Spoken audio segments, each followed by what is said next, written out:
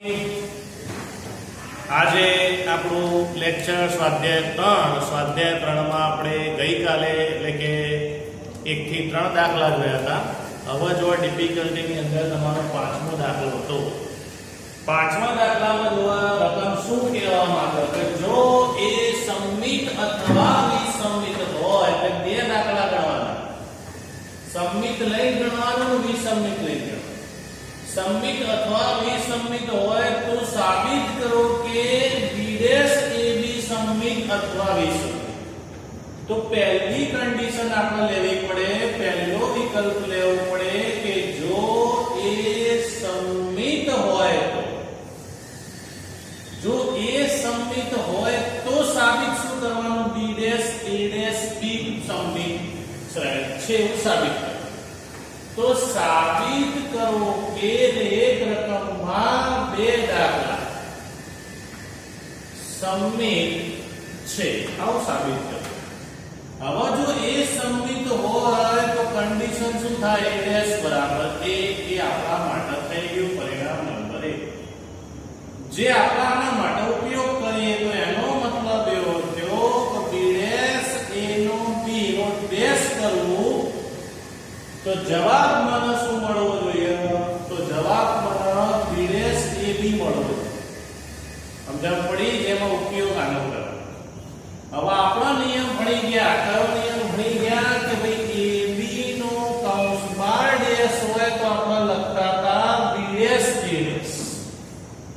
ગુણાકારનો સમમિત શ્રેણી આવો થાય એટલે કે ક્રમ બદલાઈ. તો એ નિયમનો ઉપયોગ આપણે અહીંયા કરીએ તો પાછળ વાળો આગળ આવી જાય. b નો ડેશ, a નો ડેશ અને b' નો ડેશ. તો અહીંયા આપણે કારણ લખી શકીએ કે જે આપણે સાઈડમાં સમજાયું આ નિયમનો ઉપયોગ કર્યો.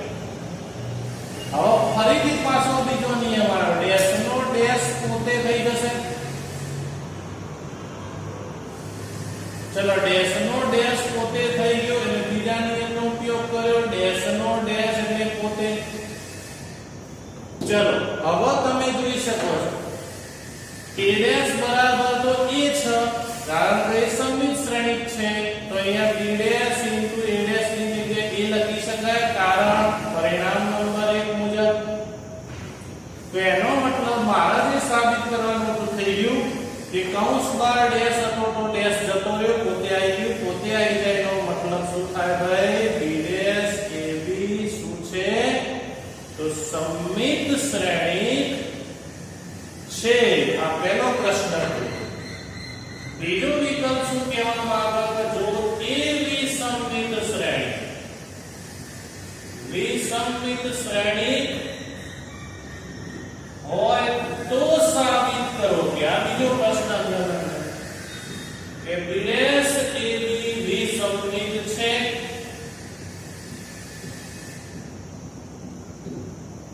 તો ફરી પાછો a વિસમિત હોય તો a' બરાબર માઈનસ a.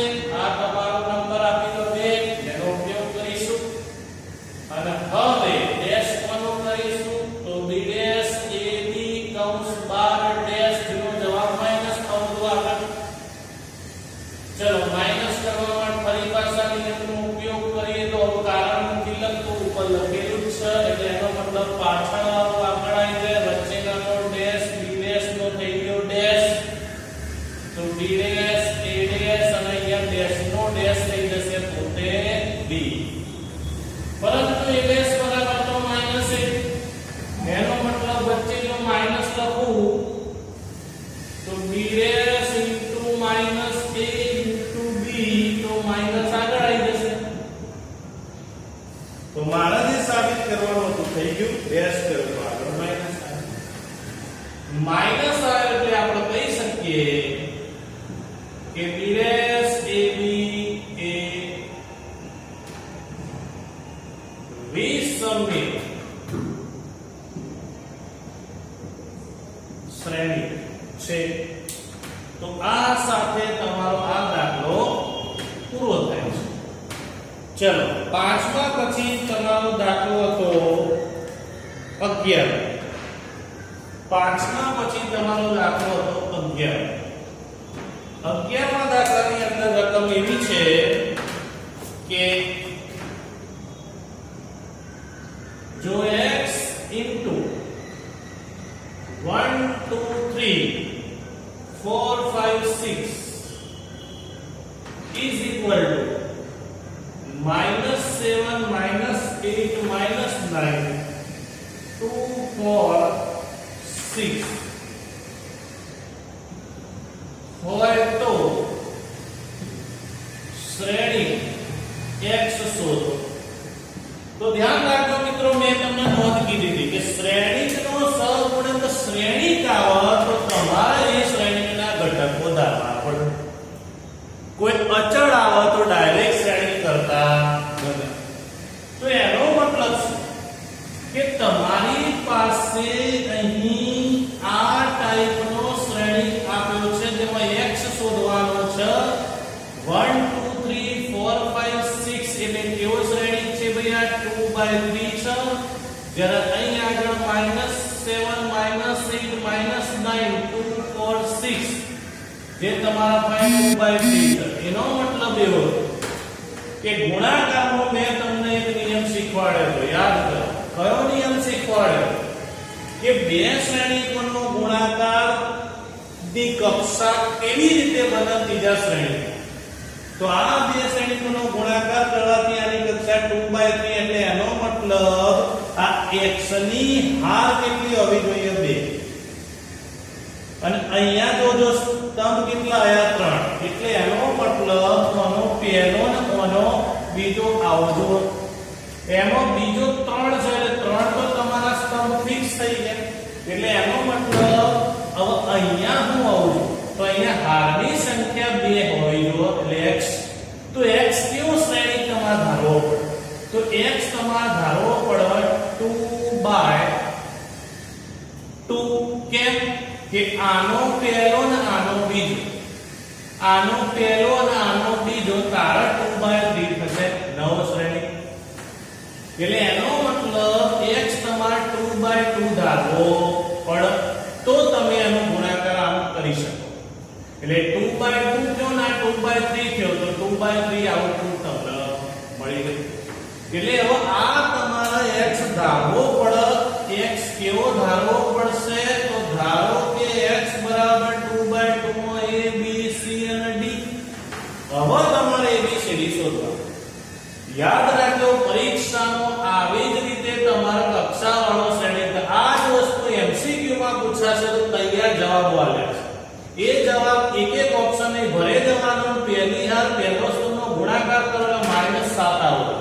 મેં પહેલા હિન્ટ શીખવાડી દે, ફરીથી હિન્ટ કહું છું કે આ દાખલો MCQ માં પૂછાય એટલે કે JEE ની અંદર પૂછાય તો દાખલો ગણવાનો નહીં, ડાયરેક્ટ ઓપ્શન એક એક મૂકી જવાનું। ગુણાકાર કરવાથી આ મળવું જોઈએ, એમાં બધો આખો ગુણાકાર નહીં કરવાનો।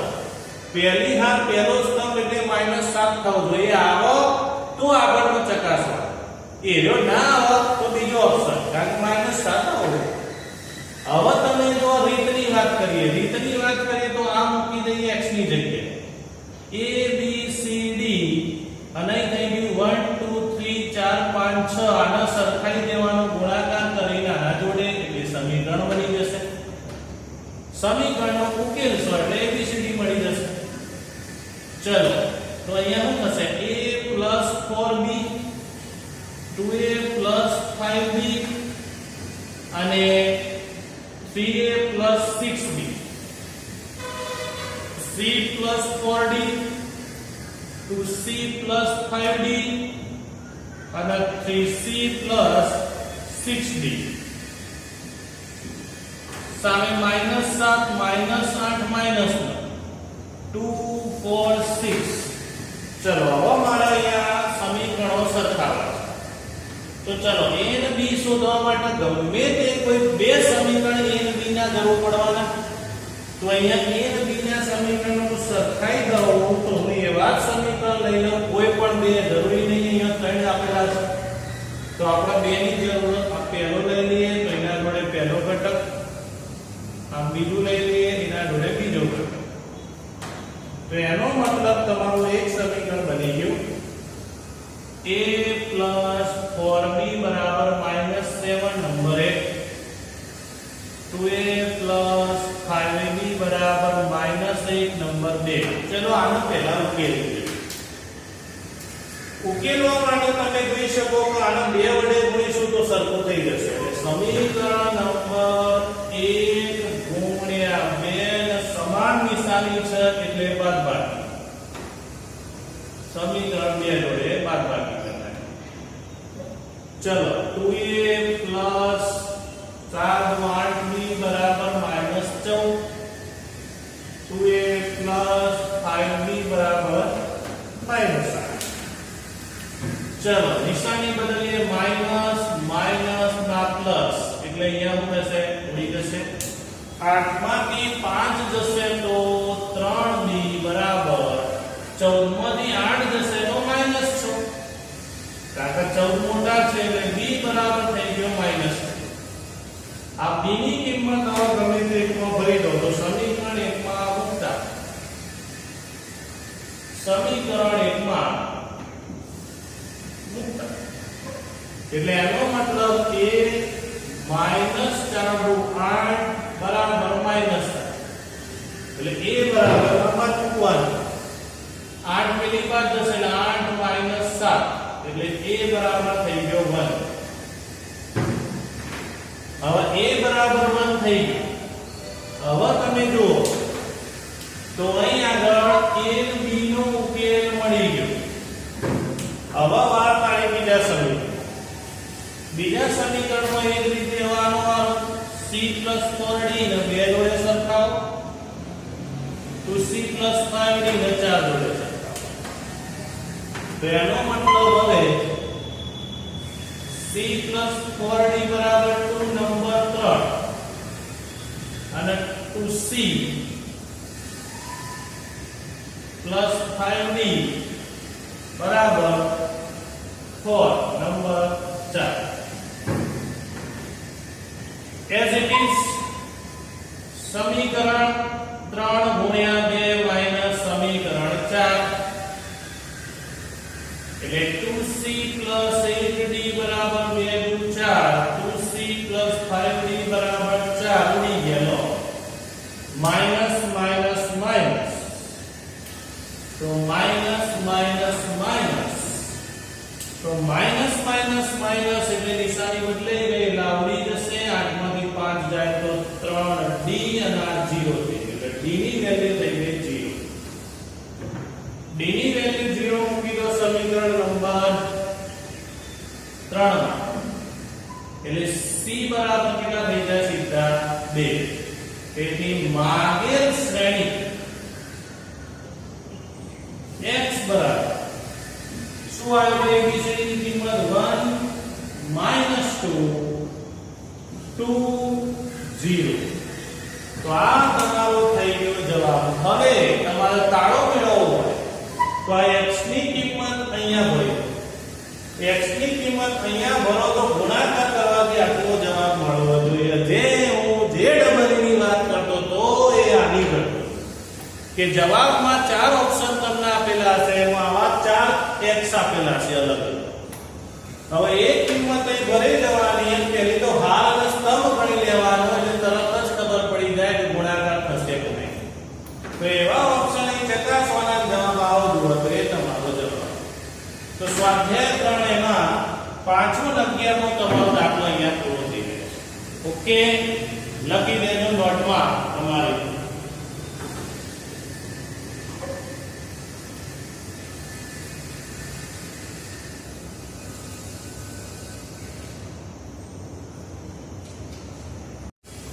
હવે 12મો દાખલો એટલે ડિફિકલ્ટી તમારી છેલ્લી અને ત્યારબાદ MCQ છે એ તમે જોઈ લેવાના. કોઈ તકલીફ હોય તો WhatsApp માં આપણે મૂકીશું. જો અહીંયા શું કીધું છે રકમ ધ્યાનથી જો. અહીંયા બે દાખલાઓ એકમાં પૂછ્યા છે. A અને B સમાન કક્ષાવાળા એવા ચોરસ શ્રેણી વચ્ચેથી AB બરાબર B ના સદાબહાર કન્ડિશન તેનો ઉપયોગ કરવાનો. આપણે ના આપેલી છે. સાબિત તમારે પહેલું આ કરવાનું ગાણિત ગાણિતિક અનુમાનના સિદ્ધાંતથી. તો સાબિત કરવાનું હોય હંમેશા આપણે કીધું હતું Pn બરાબર આપણે લઈ લીધું જ્યાં n belongs to n એટલે પહેલી કન્ડિશન n બરાબર 1 માટે. n બરાબર 1 માટે તમારો P1 મૂકો તો આવો કરો કારણ કે એની જગ્યાએ 1 તો AB બરાબર BA જે આપણે આલેલું છે જેનું પાલન થઈ ગયું. તેથી પહેલી કન્ડિશન સાબિત થઈ ગઈ P1 સત્ય છે. n બરાબર k માટે સાબિત તો કરવાનું જ નથી, સીધું સ્વીકારી લેવાનું છે કે k સત્ય છે. તેથી એની જગ્યાએ k મૂકો તો આપણી કન્ડિશન શું બની જશે? અહીંયા a b ની k ઘાત બરાબર b ની k ઘાત k belongs to n. આના નંબર 2 આપી દઈશું જેનો આપણે ઉપયોગ કરવાનો છે. ચલો n બરાબર k + 1 માટે સાબિત કરો કે pk + 1 એટલે કેવો થઈ જશે? ab ની k + 1 બરાબર b ની k + 1 એ સાબિત કરવાનું છે આપણે. ચલો હવે LHS નો આપણે ઉપયોગ કરીએ એટલે કે ab ની k + 1 બરાબર ab ની k + 1 બરાબર આપણે શું લખી શકીએ? b લખી શકીએ અથવા b લખી શકીએ. તો અહીં આગળ તમે જોઈ શકો છો કે ભાઈ a b તો k + 1 થઈ ગયો. આ દર્શકો ઘાતોનો સરવાળો. હવે ab બરાબર તો ba જે આપણને કન્ડિશન આપી એટલે ક્રમના નિયમનું પાલન થાય છે એવું કીધું છે. તો એનો મતલબ શું થયો? અહીં આગળ આપણે પરિણામ તેનો ઉપયોગ કરી શકીએ કે ભાઈ ab ની k ઘાત. હવે ab ની k ઘાત આપણે જોઈએ છે તો આપણે અહીંયા વિભાજનમાં શું કરી નાખીએ? b k લખી દઈએ. હવે ab ની k ઘાત બરાબર તો શું છે? અહીંયા b k ab છે. તો અહીં આગળ પરિણામ 2 નો ઉપયોગ કર્યો. ચલો પરિણામ 2 નો ઉપયોગ કર્યો અને હવે આ ab ની જગ્યાએ તો ba જે આપણને સદાબહાર કન્ડિશનમાં આપેલું છે તો ab બરાબર આપણે ba લખી શકીએ. તો પાલન થઈ ગયું b k b એટલે થઈ ગયું b k + 1 a. તેથી આપણી ત્રીજી કન્ડિશનનું પાલન થઈ ગયું. pk સત્ય છે ઇમ્પ્લાઇઝ એની ઉપરથી pk + 1 સત્ય છે. તેથી ગાણિતિક અનુમાનના સિદ્ધાંત મુજબ every n belongs to n માટે Pn સત્ય છે. હવે એવી જ રીતે તમારે આ લેવાનું છે, ઉપયોગ કરવાનો છે આનો. આ એક દાખલો પતી ગયો. આટલાથી તમારો હવે બીજો દાખલો શરૂ થાય કે Pn બરાબર હવે તમારી પાસે ab ની કૌંસમાં n ઘાત બરાબર a ની n ઘાત b ની n ઘાત છે. હવે આ તો તમારી જાતે ગણો તો એ ચાલો ભાઈ n બરાબર n માટે P1 કહું તો ab ની 1 ઘાત છે અને આ ab થવાનો ab બરાબર ab. તો ab બરાબર ab અહીંયા પોતે જ થયો. હવે ab બરાબર ab પણ ab બરાબર તો b તમે કહી શકો છો પાલન થાય જ છે. તો ab બરાબર b કારણ કે ઉપર તારણમાં આવી દીધું તમે ગમે તે લખી શકો બે સરખું થવાનું. તેથી P1 સત્ય છે. હવે n બરાબર k માટે pk સત્ય છે. તેથી pk શું થઈ ગયું? ab ની k ઘાત બરાબર a ની k ઘાત b ની k ઘાત. આને નંબર 2 આપી દઉં જેનો ઉપયોગ આપણે કરીશું. n બરાબર k + 1 માટે k+1 સાબિત કરો કે pk + 1 એટલે ab ની k+1 is equal to a ની k+1 into b ની k+1. હવે ab ની k+1 બરાબર ab ની કૌંસમાં k ઘાત બિંદુ ab લખી શકાય. હવે ab ની k ઘાત બરાબર શું? તો ab ની k ઘાત બરાબર આપણો સૂત્ર, આપણો નિયમ b ની k ઘાત અને a ની k ઘાત ઇન્ટુ ab. હવે તમે જોઈ શકો છો કે ભાઈ આપણે જે સાબિત કરવાનો, આપણો પરિણામ બેનો જે ઉપયોગ કરવાનો છે એ તો આ છે. સોરી, ભૂલ થઈ.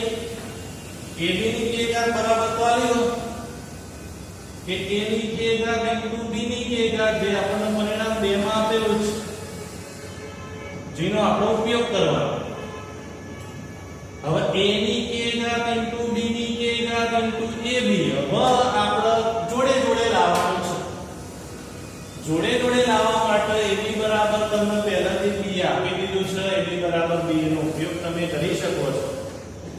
બીજું b રેસ ટુ k ના જોડે b જોઈએ છે અને a રેસ ટુ k ના જોડે a જોઈએ. તો હવે આપણે એનો ઉપયોગ કરીએ તો a રેસ ટુ k ના જોડે a લાવી દઈએ, કારણ કે b raise to k into a, તો b raise to k into k ની જગ્યાએ આપણે સાબિત કરી નાખ્યું. આપણે જે સાબિત કર્યું છે એનો ઉપયોગ કરીશું. આપણે તો આગળ આપણે સાબિત કર્યું આ પરિણામ, તો b raise to k into a ની જગ્યાએ આપણે a into b raise to k લખી શકીએ, કારણ કે ab ની n ઘાત બરાબર b ની n ઘાત ઇન્ટુ a, જેનો આપણે ઉપયોગ કર્યો. એટલે m ની જગ્યાએ આપણે k મૂકી શકીએ. આ પહેલું પરિણામ સાબિત થયું. હવે તમે જોઈ શકો છો a raise to k + 1 into b raise to k + 1. ધ્યાન રાખજો, પાછ આપણે જુઓ છે એટલે એવું ગોઠવીને દેવાનું. અહીંયા આલેખું છે એનો ઉપયોગ કરીએ છીએ કે ભાઈ પરિણામ 2 ની મદદથી ઓની જગ્યાએ આપણે આવું લખ્યું, આ લખ્યું, પછી b raise to k into a, આ બેની અદલાબદલી કરવી. અહીં તો થાય ના. હવે એની અદલાબદલી કરવા માટે નિયમ આવે, ab ની n ઘાત બરાબર b ની n ઘાત, એટલે આપણી પાસે આલેલું એની જગ્યાએ k મૂકો. તો એની જગ્યાએ મેં શું લખી દીધું? ab ની k ઘાત. હવે તમે જુઓ તો આપણું પરિણામ સાબિત થઈ ગયું. તેથી pk સત્ય છે ઇમ્પ્લાઇઝ pk + 1 સત્ય છે. તેથી ગાણિતિક અનુમાનના સિદ્ધાંત મુજબ every n belongs to n માટે pn સત્ય છે. તો અહીંયા તમારું ચેપ્ટર 3 મારા તરફથી પૂરું થાય છે. શ્રેણી કહીએ આપણું પૂરું થાય છે. તો હવે ધ્યાન રાખજો મિત્રો, ચેનલ સબસ્ક્રાઇબ કરવાનું ના ભૂલતા.